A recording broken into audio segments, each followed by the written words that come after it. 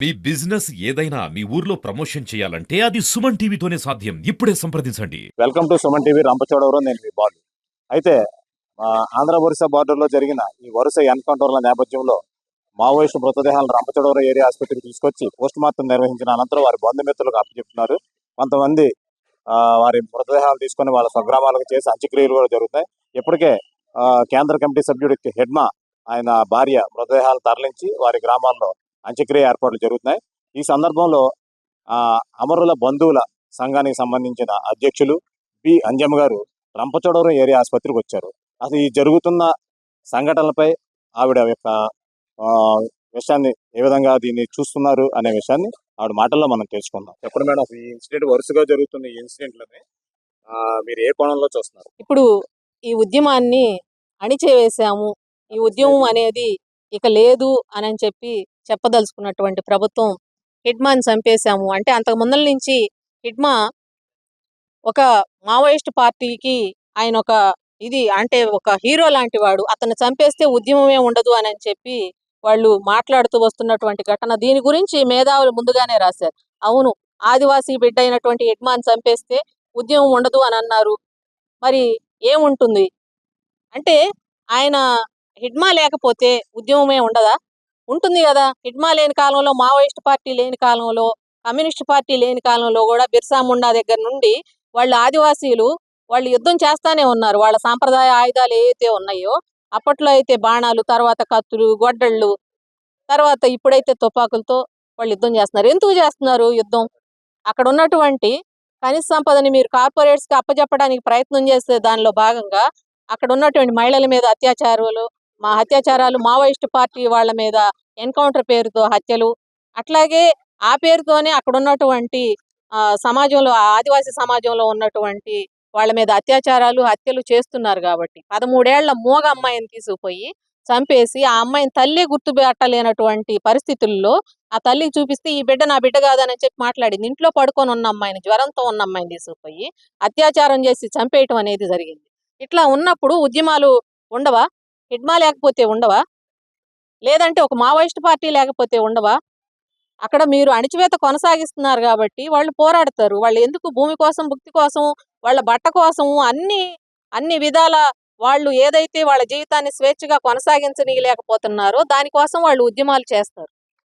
ఇప్పుడు ఇది మీరు బూటకపు ఎన్కౌంటర్లు అని ఖచ్చితంగా చెప్తున్నారు.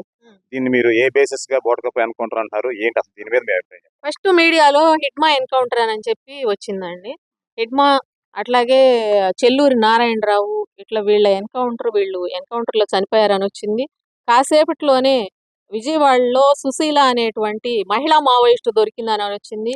10 మంది వచ్చారు. 10 మందిలో 6 పారిపోయారు, 4 దొరికారు అని చెప్పారు. దాని తర్వాత 13 అన్నారు. తర్వాత 27 మందికి వచ్చింది. దాని తర్వాత రాష్ట్రంలో ఏలూరు, కాకినాడ, విజయనగరము, అట్లాగే కానూరు, ఈ ప్రాంతాల్లో మేము 72 మందినో ఏమో పట్టుకున్నాము. వీళ్ళందరూ ప్లాటూన్ సభ్యులు. అట్లాగే వాళ్ళల్లో హిడ్మా సెక్యూరిటీ వాళ్ళు ఉన్నారు, దేవ్జీ సెక్యూరిటీ ఉన్నారు, అట్లాగే 3 ఎస్జెడ్సీ సభ్యులు ఉన్నారు, కేంద్ర కమిటీ సభ్యులు ఉన్నారు అని చెప్పి పోలీసు వారే మనకి ప్రకటించారు. మనందరం కూడా చూసాం. చూసిన దానిలో భాగంగా హిడ్మా ఎన్కౌంటర్ని హిడ్మా సహచరి, అట్లాగే ఇంకా మరో నలుగురు ఆదివాసీలు ఉన్నారు అని చెప్పి వాళ్ళ ఫోటోలు వేశారు. దానిలో దేవ్జీ ఫోటో లేదు. దాని తర్వాత మరుసటి రోజు చెల్లూరు నారాయణది లేదు, టెక్ శంకర్ ఉన్నారని చెప్పి వచ్చింది. ఆ రోజు టెక్ శంకర్ లేరు, నిన్న టెక్ శంకర్ ఉన్నారు అనేది వచ్చింది. ఇంకా 6 పేర్లు ప్రకటించారు. వాళ్ళు ఎవరో కూడా తెలియదు. వాళ్ళు ఆదివాసీలు అయ్యి ఉండొచ్చు. పేర్లు తెలుగు పేర్లు ఉన్నాయి కాబట్టి తెలుగు వాళ్ళేమని అందరం అనుకున్నాం. తర్వాత ఇప్పుడు దేవ్జీ ఇప్పుడు వాళ్ళ టార్గెట్ అనేది మాకు అర్థమవుతున్నటువంటి విషయం. ఎందుకంటే దేవ్జీ సెక్యూరిటీ ఎక్కడ ఉందని చెప్తున్నారు. సెక్యూరిటీ సిబ్బంది వాళ్ళ అదుపులో ఉందని చెప్తున్నారు. మరి సిబ్బంది ఎక్కడుంటే దేవ్జీ అక్కడ ఎట్లున్నాడు? పోనీ సెక్యూరిటీ కాదా, ఆయనది కాదా? మేము ఫస్ట్లో అనుకోవటం అయితే వలస కూలీలు అనేది అనుకున్నాము. సతీష్ గఢ్ నుంచి వచ్చినటువంటి వలస కూలీలను పట్టుకొని వీళ్ళు అట్లా చెప్తున్నారేమో అనేది అనుకున్నాము. ఒకళ్ళిద్దరు పనిచేసే వాళ్ళు ఇక్కడికి వచ్చి పని చేసుకొని బతకటానికి వచ్చి ఉంటారు అనుకున్నాం.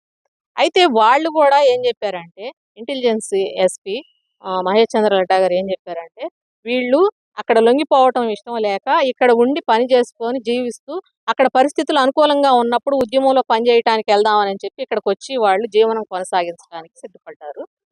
కాబట్టి వాళ్ళ రివార్డు వాళ్ళకి ఇచ్చేద్దామని చెప్పి అనుకుంటున్నాం నిన్న మరి ఇంకా కాల్పులు కొనసాగుతున్నాయి అని చెప్తున్నప్పుడు దేవ్జీని హత్య చేసే కుట్ర జరుగుతుందని అనుకుంటున్నాం. అట్లాగే చెల్లూరు నారాయణరావు పేరు ఒకటి వచ్చింది కాబట్టి అతను ఉండొచ్చు అనుకుంటున్నాం.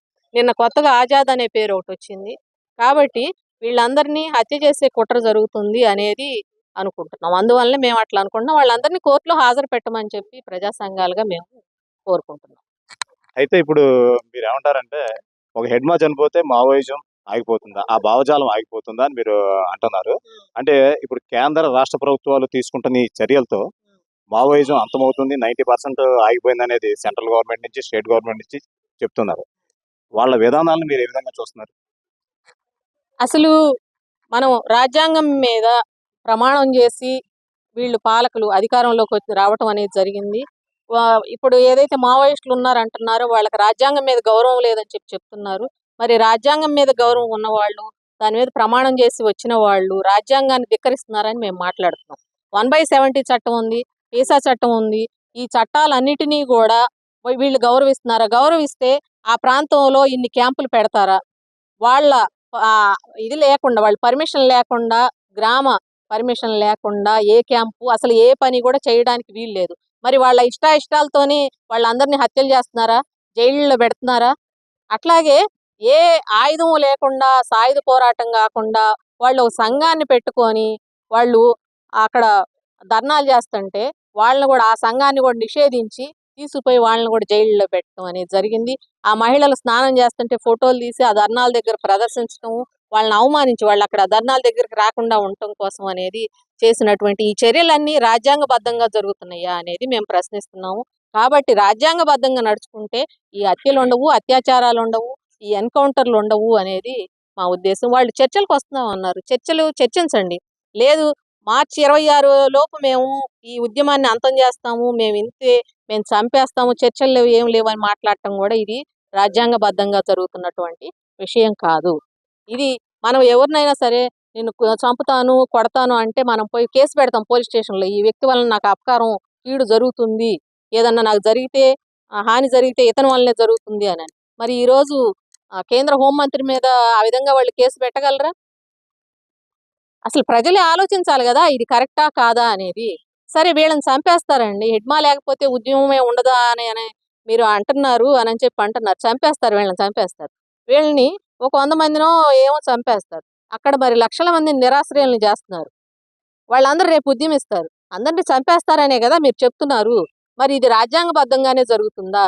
వాళ్ళని అక్కడి నుంచి ఎళ్ళగొడుతున్నారు. ఒక క్యాంపు లాగా, అంటే వాళ్ళు మామూలుగా అయితే ఒక 20 ఇళ్ళు, 10 ఇళ్ళు, 5 ఇళ్ళు, 3 ఇళ్ళు ఉంటాయి గ్రామానికి. కానీ వాళ్ళు మొత్తాన్ని తీసుకొచ్చేసి నువ్వు ఒక క్యాంపు లాగా పెట్టేసి వాళ్ళ చుట్టూ పోలీస్ పహారా పెట్టేసి ఉంచడం ఇది రాజ్యాంగబద్ధంగా జరుగుతుందా? ఎప్పటి నుంచో 2005 నుంచి ఇవన్నీ జరుగుతున్నాయి. వాళ్ళని ఎత్తుకొచ్చి క్యాంపుల్లో పెట్టడం, వాళ్ళ మీద అత్యాచారాలు చేయటము, వాళ్ళని చంపేసి శబరి నదుల్లో శవాలుగా ఇసిరేయటము అందరికీ తెలిసిన విషయమే. అంటే మీరు రాజ్యాంగబద్ధం అంటారు. ఇప్పుడు ఇదే రాజ్యాంగానికి లోబడి భారతదేశంలో ప్రతి పౌరుడు ఉండాలి. అయితే హెడ్మా చాలా కేంద్ర కమిటీ నాయుడు, కీలక వ్యక్తి. ఇతను చేసిన దారుణాలకు సుమారు 200 మంది పైగా జవాన్లు కానీ, సిఆర్పి కానీ చనిపోయారు. మీరు అమరుల బంధువుల తరపున వచ్చారు. మరి అమరులు అనేవాళ్ళు 2 వైపులు ఉంటారు, అటు పోలీసు వైపులు ఉంటారు, ఇటువైపు ఉంటారు. మీరు ఈ టైంలో నక్సల్స్ కి సపోర్ట్ గా మీరు వచ్చారు. మరి హెడ్మా చేసిన చర్యల్ని అది రాజ్యాంగబద్ధంగా లేదనేది ఈ పోలీసుల వాదనకి మీరేం చెప్తారు? ఇప్పుడు ఒక విషయం అండి, మేము పోలీసు వారు కూడా చనిపోవాలని మేము అనుకోం. ఎందుకంటే మనం చూస్తున్నాం, వాళ్ళ చేతికి చిక్కినటువంటి పోలీసులను వాళ్ళు ఏ రోజు చంపలేదు, వాళ్ళు వదిలేశారు. ఎవరైతే మరి ఎక్కువ దారుణాలు చేసిన వాళ్ళు ఉంటారు, వాళ్ళు అక్కడ ప్రజా పంచాయతీ పెట్టి చేశారు, కాదని మనం అంటలేదు. అయితే హిడ్మా ఆయుధం పట్టుకోవడానికి, హిడ్మా లేకపోతే ఇంతమందిని చంపటానికి హిడ్మా వచ్చి మన గ్రామాల మీద పడి హిడ్మా చంపెళ్తున్నాడా? అయితే పోలీసు కుటుంబాలు కూడా, పోలీసు వాళ్ళు కూడా వాళ్ళకై వాళ్ళు వెళ్ళటం. ప్రభుత్వం ఏదైతే ఉందో ఆ ప్రభుత్వం వాళ్ళని చంపటానికి వాళ్ళ తలల మీద వెళ్ళగట్టి, ఈయన చంపితే ₹1,00,00,000, ఆయన చంపితే 50 లక్షలు అని చెప్పి రివార్డులు ప్రకటించి వాళ్ళని మీరు ఈ ఉద్యోగాలు ఇక్కడ చేస్తేనే ఉద్యోగాలు ఉంటాయి, లేకపోతే ఉద్యోగాలు ఉండవని చెప్పి పేద కుటుంబం నుంచి వచ్చినటువంటి పోలీసుల మీద ఒత్తిడి తీసుకొచ్చి వాళ్ళకి తగువులు పెట్టి ఆ గొడవల్లో వాళ్ళు చనిపోయడానికి కారణమైంది ప్రభుత్వం. వాళ్ళు రమ్మని కోరలేదు వీళ్ళని పోలీసులు, మీరు ఇక్కడికి రండి చచ్చిపోండి లేకపోతే మేము చంపేస్తామని వాళ్ళు అంటలేదు. ఇప్పటికీ వాళ్ళు అనరు. అది మనందరికీ తెలిసిన విషయమే. అట్లాగే వాళ్ళు కూడా పోలీస్ కుటుంబాలు, పోలీసులు చనిపోవాలి, ఆ కుటుంబాలు నిరాశ్రయులు కావాలని వాళ్ళు అనుకోవటం లేదు. మేము అనుకోవటం లేదు. వాళ్ళు మా కుటుంబాల్లో మనిషి లేకపోతే ఆ కుటుంబం ఎంత తల్లడిల్లిపోతుందో వాళ్ళ కుటుంబం కూడా అంతే తల్లడిల్లిపోతుంది.